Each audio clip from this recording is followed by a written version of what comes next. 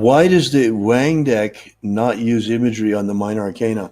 That's the traditional Golden Dawn. Yes. You know, the Golden Dawn, when you read the Golden Dawn explanations of the cards, they're, I believe, now in Practicus grade, I think is where we redistributed them. You know, all of these things were reserved for 5.6 before, but it's all been published now. So how can you have things reserved for 5.6 that you can read in any Llewellyn book? So we just put it all out and put other magic, better magic on the inner. Now, a more concrete question, which is what I think you're actually digging at, is why is it that the Rider-Waite has these lovely pictures that look exactly like what the meaning is? Well, that's because Waite did not believe tarot cards were worth anything. Please remember this. I think it's absolutely hysterically funny that the most popular tarot deck happens to be from a guy who didn't like magic. It's amazing. Look, the tarot that we know today came from the Golden Dawn with the attributions and everything. It came, you know, Crowley took it and stole it, and they took it in a different direction, and Waite took it and stole it and took it in a different direction. Right. And it's really, I mean, Crowley took it in a demonic direction. Waite took it in a Christian direction, in an uber Christian direction, and completely stripped all of the magic out of the Golden Dawn for his order. And he put some mysticism in there instead. Right. Now, one of the reasons, the biggest, most important reason for why there are no pictures on the Wang deck, prick up your ears for this one. That is because the pips, the pip cards, that's different from the major arcana, that's different from the court cards.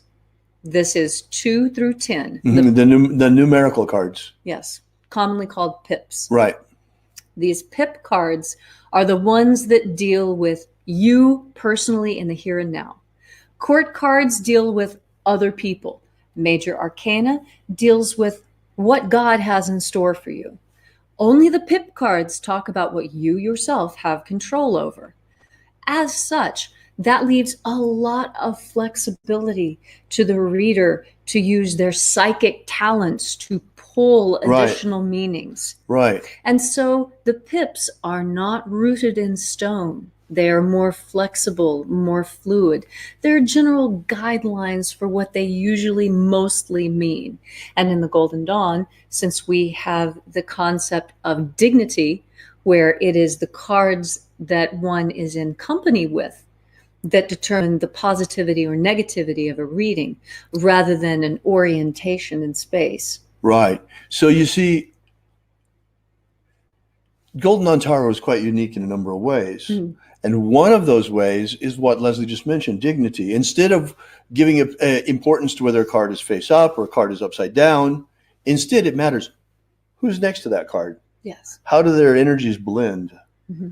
Now, another thing that's kind of interesting is we're coming back to the imagery. This is traditional imagery. The cards are described in the Golden Dawn documents, and Wang, with Regardie's help, made these cards as faithfully as possible. Now, he left a lot of symbolism off. He made it pretty good for the traditional Golden Dawn symbolism. But there are a lot of other attributions to the Golden Dawn cards that, if you want to understand the meanings, you really need to look at too, like verses from the Picatrix correspond to the pips as well. And that has a lot to do with the titles of the cards. Yes. In fact, much of the Golden Dawn's cards' meaning for the pips are extracted directly from the Picatrix. Now, that being said, there's a couple of instances where things have become transposed, and we believe that was simply an error in copying. So I believe that Robert Wang discusses this in his book about halfway through when he's talking about the 4s and the 5s. I believe it happens in the swords, where the 4 and 5 of swords are transposed. It could happen with a book that big. Exactly. And so, you know, Wang... You'll notice it. And Wang has made the transposition in his updated deck at the behest of Regardie, who worked very closely with him, not only on the meanings, but also, remember, on the illustrations themselves. Now, if you read the illustrations given by Regardie to Wang, you'll notice that they're very different from the way the Wang deck is. That discrepancy is due to the nature of printing at the time that the cards were originally produced. They did not have the ability with their multi-layer printing press to produce a nice blue sky with white clouds and white roses. It simply made a blurry mess. So they opted instead for a white sky with blue clouds and red roses. How nice. Now, we started out talking about why images are missing on the pip cards. And we've gotten to the point where now you understand it's not that the images are missing on the pip cards, but these flowers and the way that they look and the cups and what are being held and showing. It's all very, very traditional. And it was Waite who added the imagery to his cards. So it's not that they're missing in the GD, it's that Waite just added something together with Pamela Coleman Smith. He just plunked these things on there. And because of that, it's become the most popular tarot deck. And the reason why he did it was because he thought tarot reading was stupid, and he thought tarot card readers were stupid.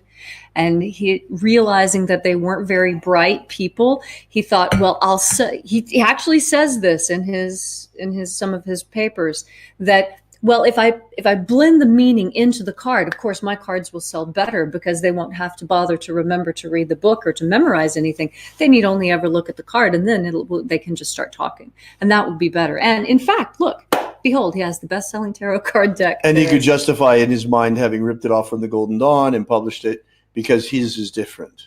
Right, and he has taken all the evil magic out of it and kept the pure and clean mystical line, which is my biggest complaint. Exactly. Yeah, Waite is a bit of a doofus. Not my favorite person. No, but if you take everything he said and turn it 180 degrees, you can get somewhere. So Golden Dawn Tarot, it's very interesting. As long as we're talking about it, we might as well go into it a little bit more. So in addition to what we've told you so far, you should know that it's not like you're familiar with, if you're familiar with tarot usually, because in the tarot that most people are familiar with, they use the Celtic cross spread. Right. And the Celtic cross spread is actually two different spreads crammed together. Again, fortune tellers of the day. The solar cross spread, which tells you past, present, future, why you're doing what you're doing, and what might happen next week. Right. Now, the bar on the side, that was called the Scepter of Destiny. And what it tells you is your fears, peers, hopes, and final outcome. Right. So what you're afraid of happening, like worst case scenario, what everybody else thinks is going to happen, what you really want to happen, and what eventually is going to happen. And you see, that's a very different reading from the solar cross in the Celtic cross reading. They became combined, they think sometime around the 1500s when the first tarocchi decks were really being mass produced in Italy, and people were starting to get excited, and cards were starting to, at that time, lose some of their stigma. Before they were seen as you know, oh, this is what bored, drunk rich men do, or degenerates who live on the street. It wasn't seemly for ladies to sit around and play cards. And it was after the 1500s that became more vogue in the parlors of the day. I'm going to go get my cards because I really want to show them what they can do with them. Sure. Sounds good. This is my first deck of Golden Dawn tarot cards, and I want you to take a good look at them.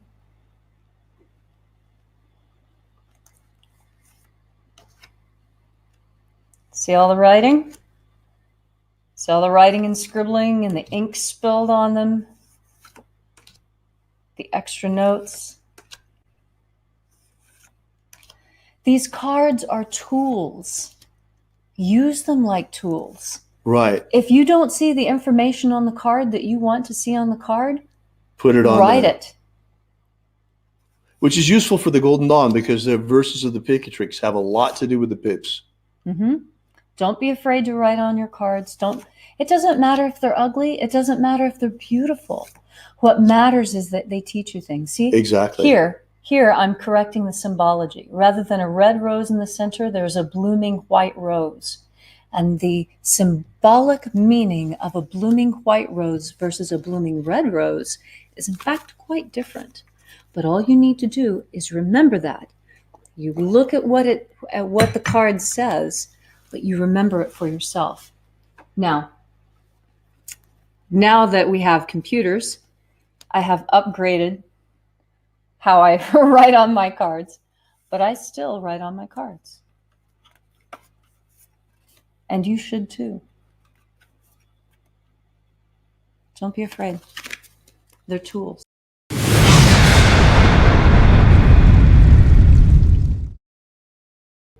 In the Golden Dawn, we find something completely different. There is absolutely none of that. But instead, there are 5 major sections of 5 major operations. Mm-hmm. The first section is the elemental spread, which gives you a quick idea of what aspect of life you're working with. That's right. It corresponds to Yod, He, Vav, He. Fire, water, air, and earth. And gives you the general idea of the arena. If it's earth, it's dealing with money. If it's swords, it's dealing with pain and suffering, usually, and things that are going on mostly just in your head.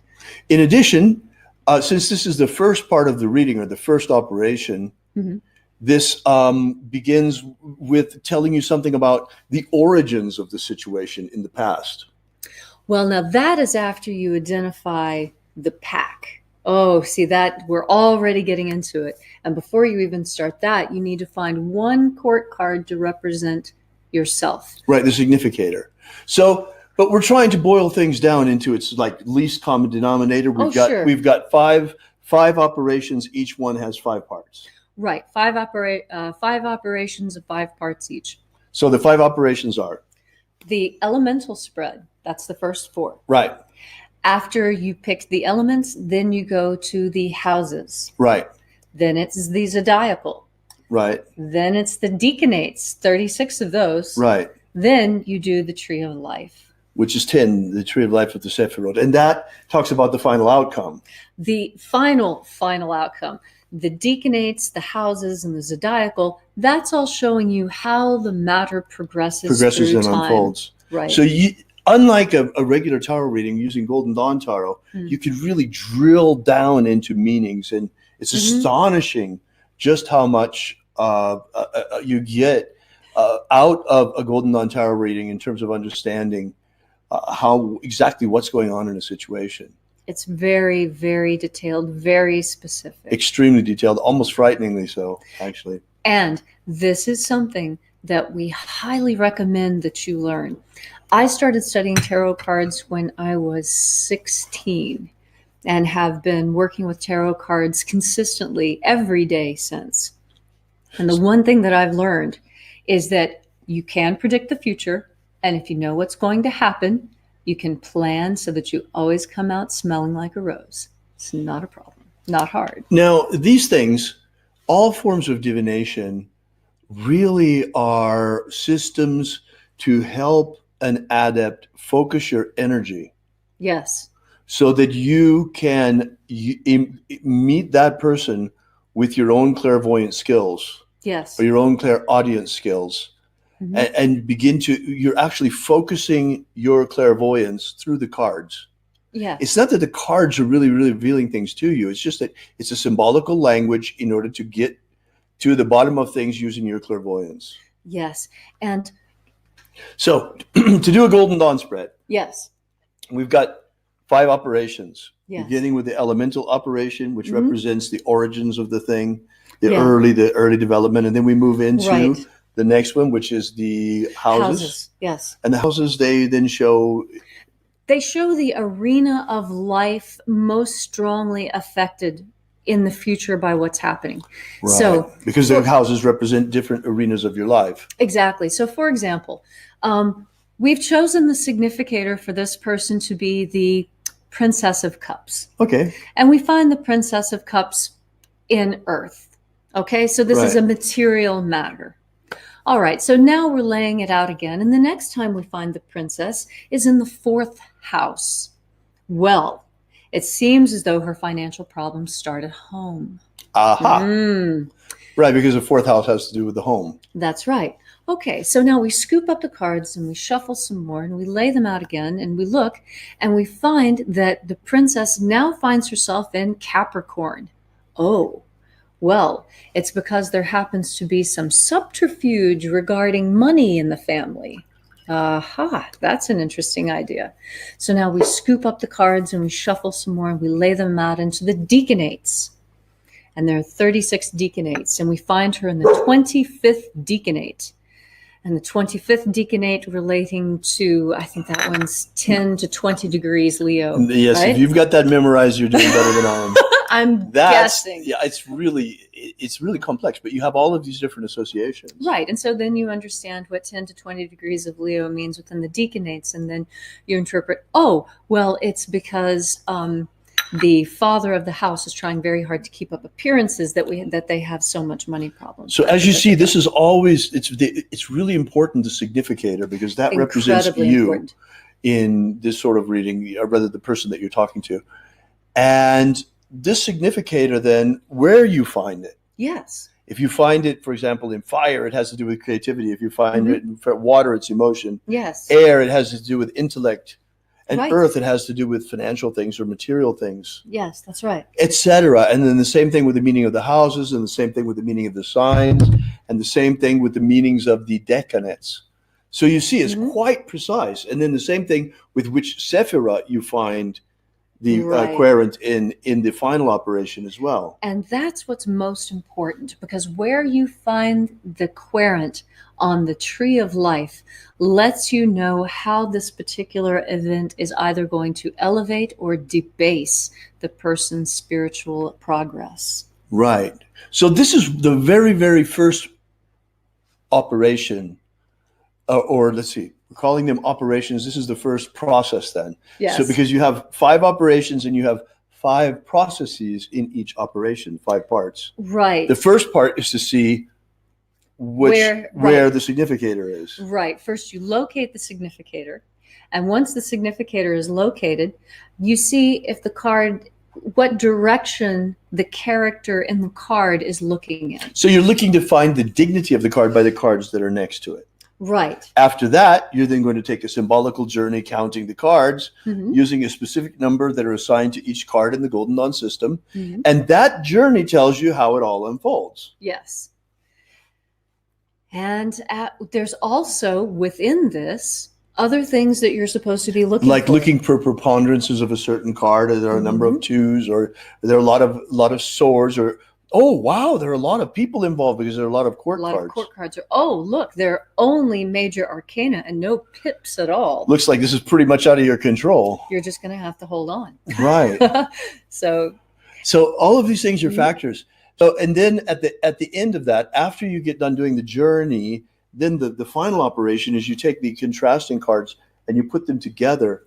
Right. Because matching them, showing a story. Right. Because in the Golden Dawn reading, you lay out the cards in a horseshoe. And so after you have finished doing the dance of going around the cards and reading the progression, then you use combined meanings where you take the ends of the horseshoe and you pair them together. And what you would do is combine, say, an ace of pentacles with an ace of wands. Ace of Pentacles and an Ace of Wands together is a guaranteed good business idea that will come to fruition. It's a new beginning having to do with creativity, wands, and also having to do with money, pentacles, material things. So you've got all that creativity and all of that manifestation coming together. It's bound to succeed. Exactly. Where if you found a combination of a 9 of swords and a 10 of swords together. Ooh, not a good idea. No, pretty much whoever this person is that you would be reading cards for, tell them to find a bodyguard because there's somebody who really wants to do them harm. So that's just a quick synopsis of what Golden Dawn Tarot is all about.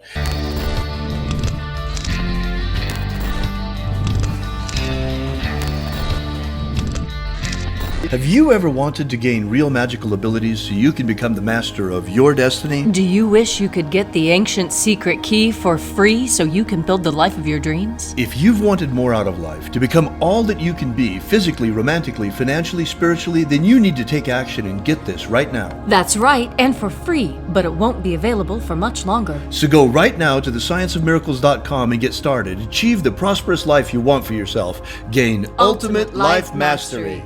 Also find our daily ritual live stream. That's right.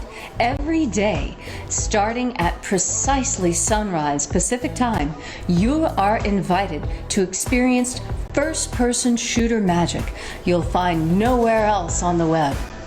Yeah, it's pretty cool. And it's not only unique in the way that it's presented, where you're live right in the middle of the action of the ritual, but what's even cooler about it is the ritual is written in the first-person perspective of Jesus Christ. This comes from a manuscript that archaeologists found in Egypt. And they say that it comes from very, very, very early Christians, but the Christians themselves, those early Christians, say it was actually written by Jesus and was the secret magic he taught his disciples. Regardless of who wrote it or who practiced it, we have picked it up, dusted it off, and we are taking it for a test drive, and you are in the passenger seat for the whole thing. You bet. And it's really quite amazing. You're going to check it out. I mean, until now, after it was discovered, this manuscript has been in the hands of scholars. This is the first time it's really in the hands of magicians and being brought out and brought back to life.